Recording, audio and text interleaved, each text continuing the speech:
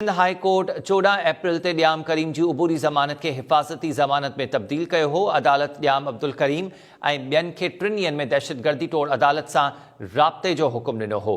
Sindh high court पारां ॾिनल 3 ॾींहनि जी हिफ़ाज़ती ज़मानत ख़त्म थी चुकी आहे। नाज़िम जोखियो क़त्ल केस में peoples party MNA ॾियाम Abdul Karim ज़मानत न कराइण जो फ़ैसिलो करे वरितो आहे। संदसि चवणु आहे त मुंहिंजो नालो चालान जे कॉलम 2 में आहे, ज़मानत कराइण जी ज़रूरत न आहे।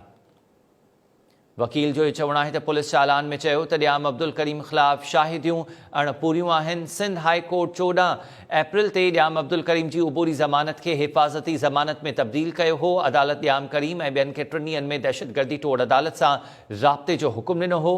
सिंध हाई कोर्ट पारां ॾिनल 3 ॾींहनि जी हिफ़ाज़ती ज़मानत ख़त्म थी चुकी आहे। अयाज़ बिरोही खां तफ़सील मालूम कयूं था। अयाज़ वधीक आगाह कजो, ॾियाम अब्दुल करीम जी ज़मानत न कराइण जो इहो फ़ैसिलो साम्हूं आयो आहे।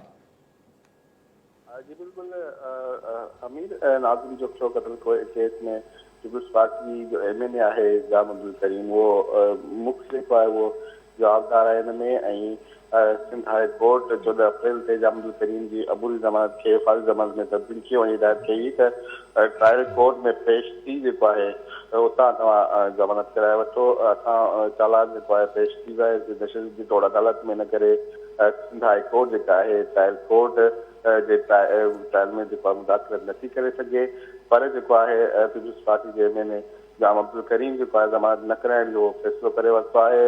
वकील ज़रियनि जो चवणु आहे त ॾियाम अब्दुल करीम जी चवणु आहे त मुंहिंजो नालो चालान जे कॉलम 2 में आहे ऐं ज़मानत जी ज़रूरत जेका आहे उहा न आहे। ऐं पुलिस चालान में चयो आहे त ॾियाम अब्दुल करीम ख़िलाफ़ साबितियूं जेके आहिनि उहे नाकाफ़ी आहिनि। हाणे जेको आहे ॾियाम अब्दुल करीम अदालत में पेश न थियण ऐं ज़मानत न कराइण जो जेको आहे उहो फ़ैसिलो कराई। सिंध हाई कोर्ट 3 ॾींहनि में 14 अप्रैल ते ॾियाम अब्दुल करीम जी अबूरी ज़मानत खे हिफ़ाज़ती ज़मानत में तब्दील करे 3 ॾींहनि अंदरि दहशतगर्दी तोड़ अदालत में पेश थियण जो हुकुम ॾिनो हुयो। पर जेको आहे 3 ॾींहं गुज़रण जे बावजूदि ॾियाम अब्दुल करीम अदालत में न पहुतो आहे।